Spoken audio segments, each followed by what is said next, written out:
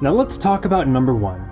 Xemnas. Xemnas is one of the most interesting characters in all of Kingdom Hearts. He may not seem that way at first, but there's actually a surprising amount of layers to his character. So Xemnas of course split off from Ansem when he became a Heartless. Ansem's heart at the time was mostly Xehanort. His body though, was Terra's. And the body is the main component of a nobody. So while he's definitely part Xehanort, there's actually a surprising amount of Terra in there. And this is what makes Xemnas kind of a wild card. As a nobody, he has some of Terra's memories that Ansem and Xehanort before him didn't have. He knows that the armor that he was found with is Aqua's. He keeps it in a room and talks to it. And he remembers Ventus too. When he finds Roxas, he understands that he has a connection to Ventus. When he's comatose in the first days that he's at the organization, Xemnas stands over him and he remembers watching Ventus the same way. More than that, he's figured out that Ventus's body is in Castle Oblivion. So the reason that he wants their second base to be Castle Oblivion is entirely because he wants to look for Ventus. So what does this mean? I'm going to give you a quote from Xemnas' journal that he writes in 358 over 2 days. I must become one with Kingdom Hearts.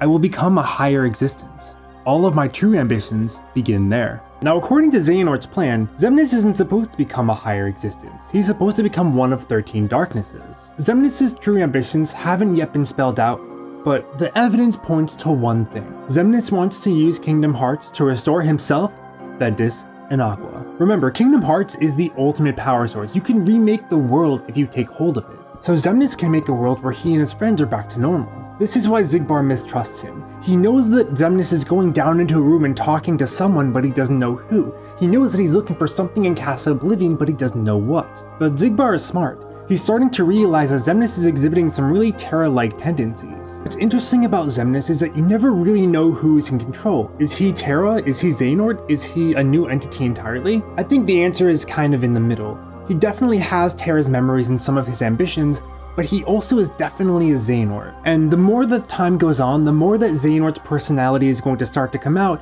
and overshadow the part of Terra that wants to help people. And it has to be said, the fact that he's willing to sacrifice hundreds and hundreds of people to make Kingdom Hearts, even if it's to save his friends, that's a Xehanort thing to do. The thing that defines Xehanort is that he doesn't care about human life. He believes that the ends justify the means. And that's what gives Xemnas so many facets. It's really difficult to know what he's truly thinking.